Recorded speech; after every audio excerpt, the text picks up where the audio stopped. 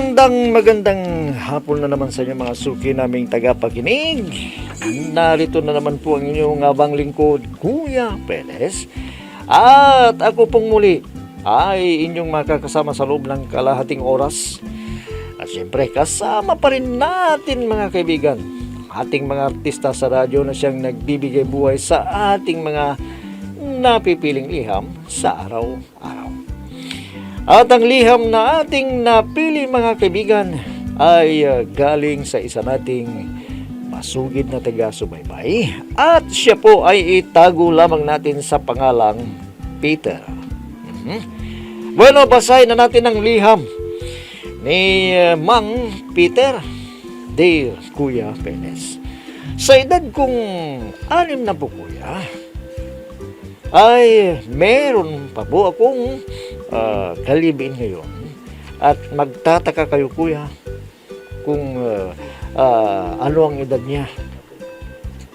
Bata pa po ang aking kasama ngayon kuya sa buhay. At dito ako nagka-problema.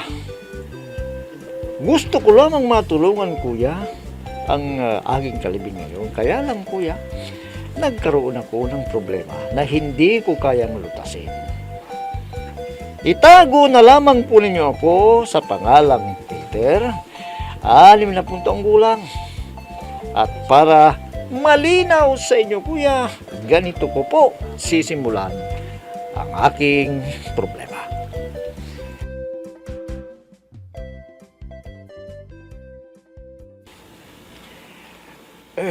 Talaga bang hindi mo ako iiwanan ha, Cherry? Oo naman. Ikaw pa. Ang lakas-lakas mo pa eh. Totoo ba yan? Na hindi mo ako iiwanan kahit anong mangyari? Oo, dahil mahal kita kahit malaki ang agwat ng edad natin. Siya, naniniwala na ako sa'yo.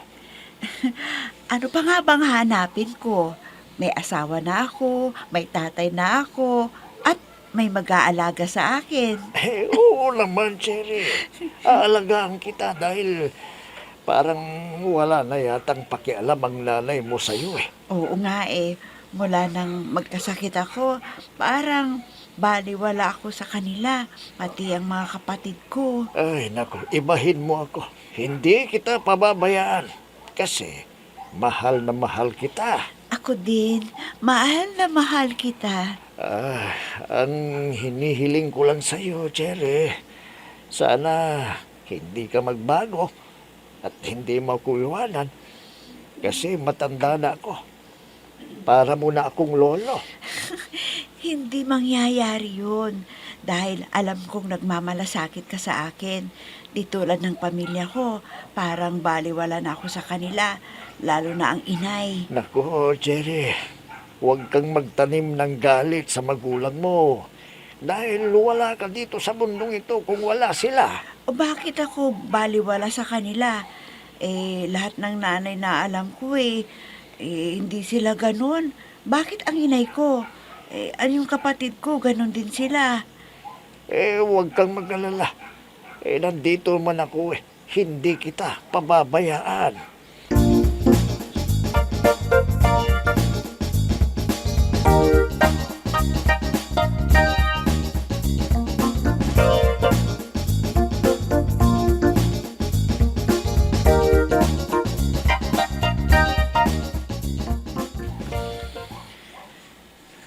Naku, Mang Peter, ang bata ng kinakasama niyo Ang ganda.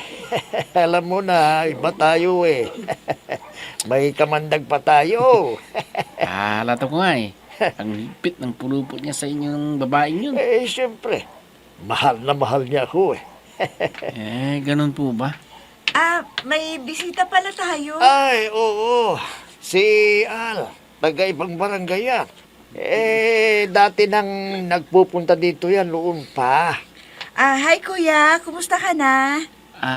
Hello. Ang mabuti pa magkwentuhan muna kayo dito at magsasaing muna ako ha. Sige. Kuya, ano na nga pala ang pangalan mo? Al ang pangalan ko. Kuya Al, Sana lagi kang pumunta dito sa amin dahil wala kaming kasama.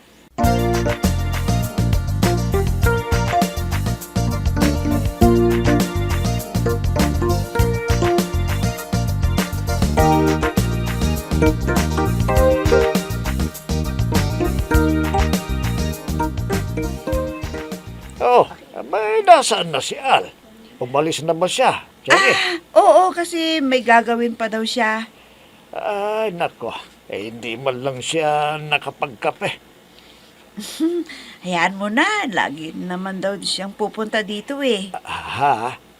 Teka, bakit daw? Wala, yun ang sabi sa akin. Halika na at maghahain na ako at kakain na tayo. Ano bang ulam na niluto mo, ha, honey? Yung paksiw na bangus. Ininit ko na kasi sayang naman yun, hindi ba? Honey, Mm. ipagtimpla mo nga ako ng kape na may gatas. Ay, oo naman. Ikaw pa. Ang Halika sweet ng na. honey ko.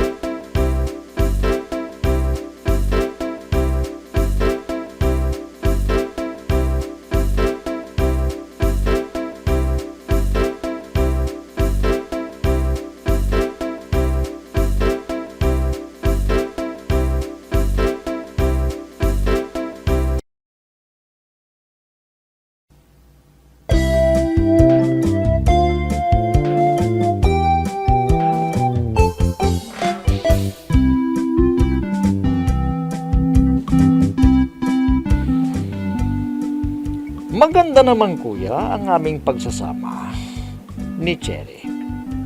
Wala akong nakikita kuya na pagsisisi sa pagsasama naming dalawa. Higit kuya sa kanyang mga magulang hindi niya nakikita yun ang binibigay kong pagmamahal. Kaya lang kuya, may nakilala si Cherry yung binatang nagpupunta at dumadalaw sa akin na si Hal. Hindi ko alam, kuya, kung bakit napapadalas ang pagdalaw niya sa amin. Minsan, kuya, ay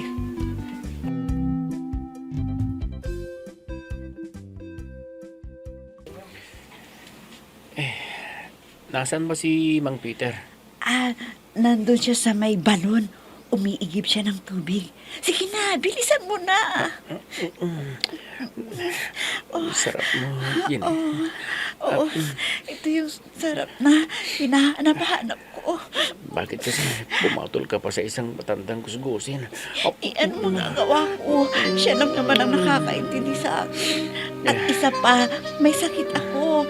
Siya ang nag-aalaga sa akin. Diyos, sige, dyan. Ano kaya? Ako rin kaya kitang alagaan kaya sumabog ka na sa akin. Ano? Oh, Jerry, nag-aandin kita. Sige, bilisan mo. Baka dumating na si Peter. Bilisan mo. Sige, dali. Dali mo.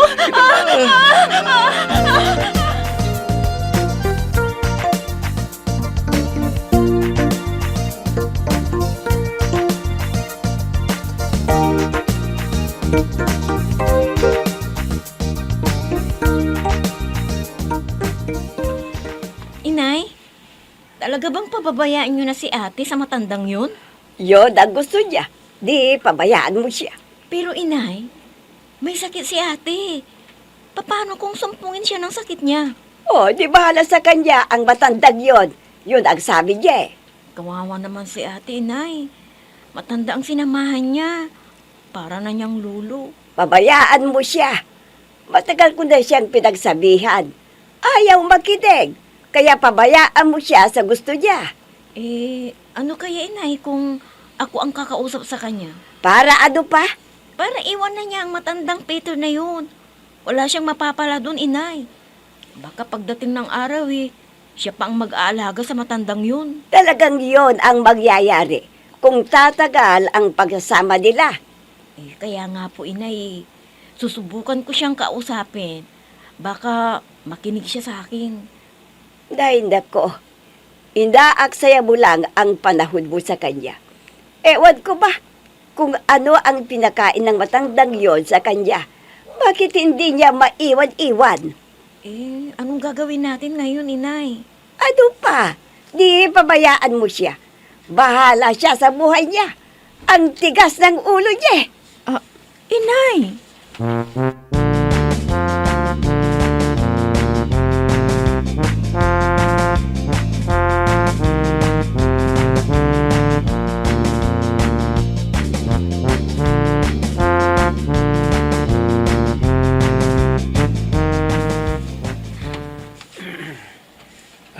Ano?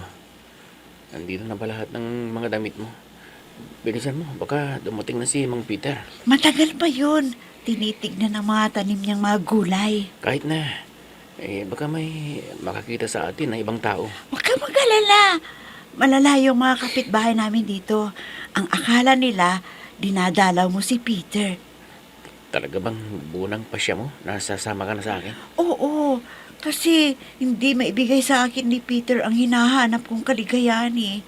O sige, at hindi ka magsisisi na sumama ka sa akin.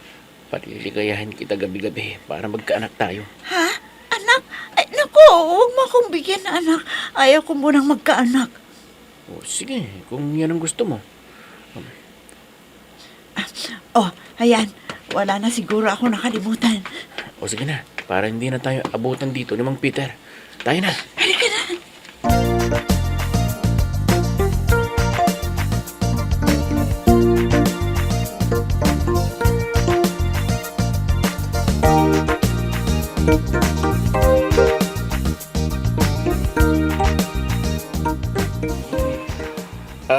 Idang, itatanong ko lang sana kung nandito si Cherry. Kasi wala siya sa bahay kanina pa. Bakit sa akin mo siya tinatanong? Di ba kayo ang nagsasama? Kanina kasi, nagpunta ko sa mga tinanim kong gulay doon sa may balon. Yung mga tinatanim ko noon diniligan ko. Pero pagdating ko ng bahay, wala na siya. Akala ko nandito. Heto na nga ang sinasabi ko eh. Pinabayaan ko na nga siya sa iyo. Dahil nakikita ko naman na aalagaan mo ang anak ko. Pero anong ginawa mo? Nawawala siya. May hinala ako, Inang, na baka sumama siya sa ibang lalaki. At sino naman ang lalaking yon? Sino siya? Si Al, yung taga-kabilang barangay. Madalas siya kasing nagpupunta sa bahay at maaaring nagkagusto sa kanya si Al. Kapag may masamang nangyari sa kanya, ikaw ang mananagot, Kuya Peter. Anong magagawa ko kung sumama siya sa ibang lalaki? Hawak ko ba ang pag-iisip niya? Kaya wag mo akong sisihin dahil ikaw mismo, hindi mo siya kayang pigilan. Pumayag lang kung sumama siya sa akin dahil pinabayaan mo na daw siya. Ang lapit-lapit ng bahay, bakit hindi mo man lang siya mapuntahan sa bahay para kausapin mo siya at pauwiin dito? Tapos, ako pa ngayon ang sisisihin mo? Talagang ikaw ang sisisihin ko dahil ikaw ang kinakasama niya. Hindi na minor de edad. Ang anak mo, Inang. Kaya huwag mong isisi ang kapabayaan mo sa anak mo. Huwag! Kuya Peter!